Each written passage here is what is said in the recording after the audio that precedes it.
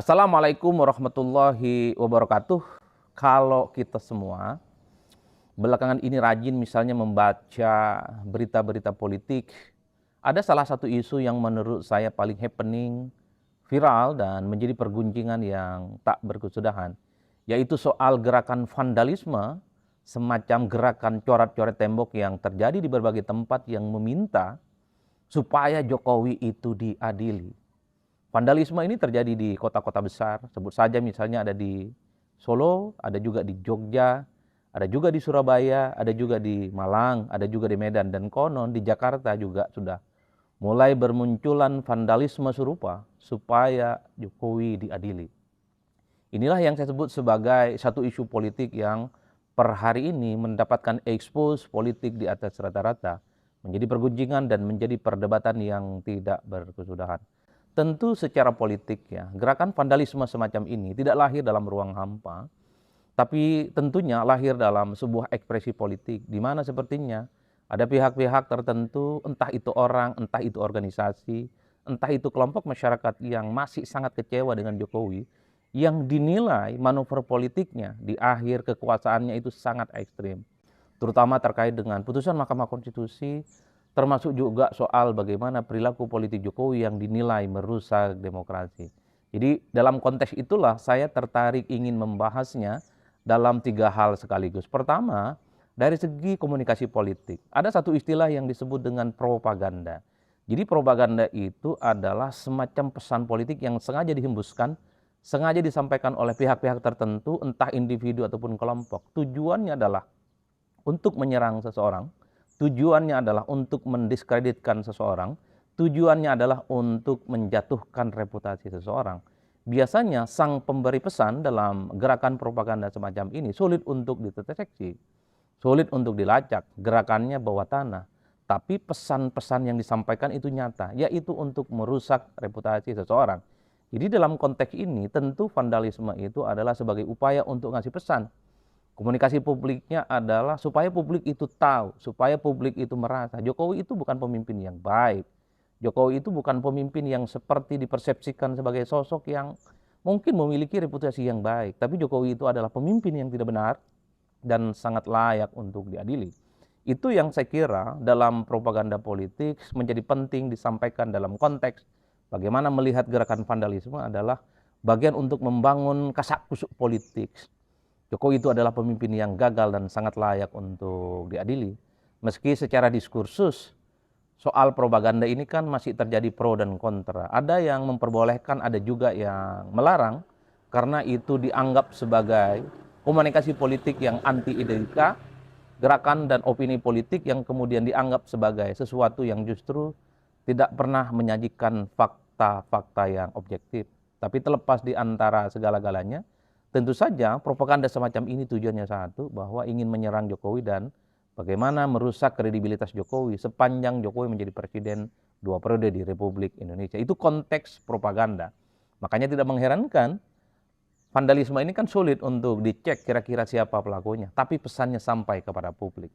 Itu yang pertama. Yang kedua, harus diakui, ini kan menegaskan bahwa sebenarnya ada pihak dan kelompok-kelompok tertentu yang sampai hari ini itu tidak terima dengan manuver politik Jokowi. Masih kecewa dan masih marah karena Jokowi itu dianggap sebagai mantan pemimpin yang merusak demokrasi. Dianggap presiden yang dulunya terlampau jauh cawe-cawe dalam urusan pemilu, khususnya pemilu di 2024, yang kemudian sang putra mahkota juga bisa bertanding dalam pilpres. Ini adalah ekspresi-ekspresi kemarahan yang sepertinya sampai hari ini itu akan terus disampaikan melalui gerakan-gerakan vandalisme itu.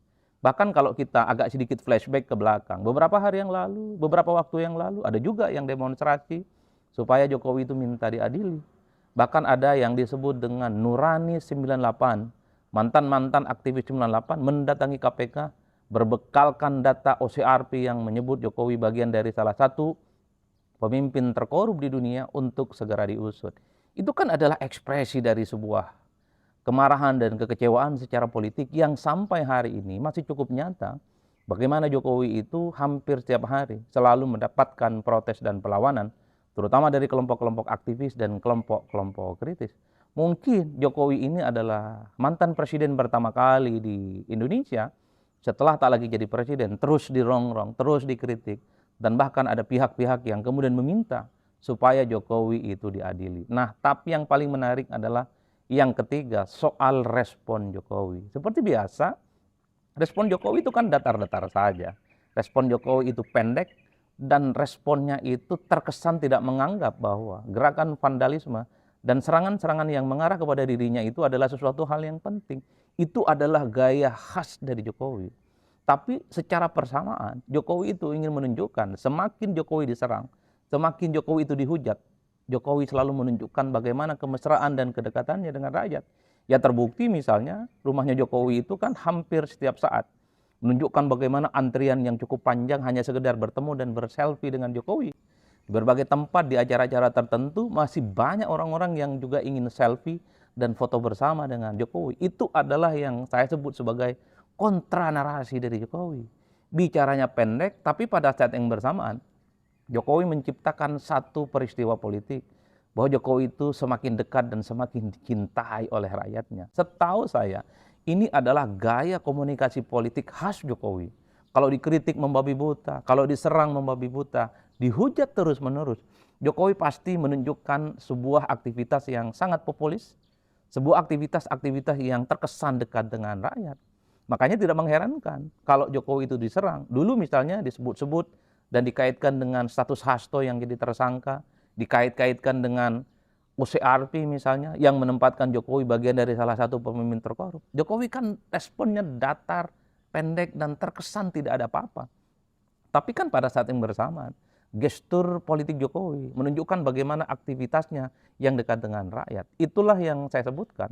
Apapun yang terjadi dengan vandalisme per hari ini, jadi kalau kita mau lihat secara rata-rata, Jokowi juga mampu dan melakukan perlawanan dengan cara membangun narasi bahwa Jokowi semakin dihujat, semakin diserang, tapi Jokowi itu semakin dicintai oleh rakyat. Entah kita semua menilainya. Apakah kita itu bagian dari kelompok yang mengatakan Jokowi itu layak untuk diadili, ataukah sebaliknya Jokowi itu sangat tidak layak untuk diadili. Itulah yang saya sebut sebagai narasi isu yang belakangan ini berkembang cukup signifikan. Inilah politik kita. Inilah realitas yang terjadi hari ini. Mantan Presiden di Republik Indonesia yang katanya punya reputasi yang cukup panjang, mampu membangun infrastruktur di mana-mana, dinilai sebagai mantan presiden yang berasal dari rakyat biasa, tapi setelah tak lagi jadi presiden, terus mendapatkan hujatan, terus mendapatkan kritikan, dan terus ada gerakan-gerakan yang terus meminta supaya Jokowi itu diadili. Inilah yang saya sebut pertama kali dalam sejarah perpolitikan di Indonesia. Saya kira di situ untuk kali ini terkait dengan gerakan politik mengadili Jokowi. Tapi sebelum selesai, gerakan-gerakan politik vandalisme, gerakan-gerakan politik meminta Jokowi itu diadili, termasuk juga gerakan-gerakan propaganda bahwa Jokowi itu adalah pemimpin yang misalnya tidak baik dan tidak benar. Tentu ini menjadi gerakan yang sangat percuma kalau kemudian tidak dilanjuti dengan gerakan-gerakan lanjutan. Misalnya kalau pihak-pihak tertentu yang selama ini misalnya kecewa dengan Jokowi, dianggap sebagai pemimpin yang tidak benar, ada bukti-bukti hukum, fakta-fakta hukum tentu bisa dilaporkan kepada pihak yang berwajib. Pak Jokowi adalah sebagai sosok dan mantan presiden yang sangat layak juga untuk diadili dalam konteks hukum-hukum tertentu.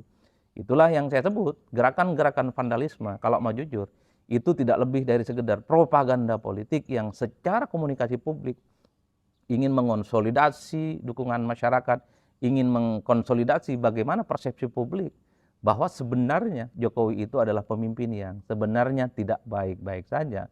Karena gerakan vandalisme itu hanya berhenti di situ, dan sepertinya tidak ada gerakan-gerakan yang kemudian membuat bagaimana Jokowi itu dilaporkan kepada pihak-pihak berwajib. Oleh karena itu, dimanapun gerakan propaganda itu sebenarnya hanyalah ingin membangun satu diskursus di mana terjadi kekisruhan secara politik. Dan tujuannya satu, ingin mendiskreditkan, ingin menyerang, dan tentu saja ingin merusak kredibilitas orang-orang tertentu. Saya kira di situ, salam politik syai'un, pastinya mantap, semantap-mantapnya. Wassalamualaikum warahmatullahi wabarakatuh.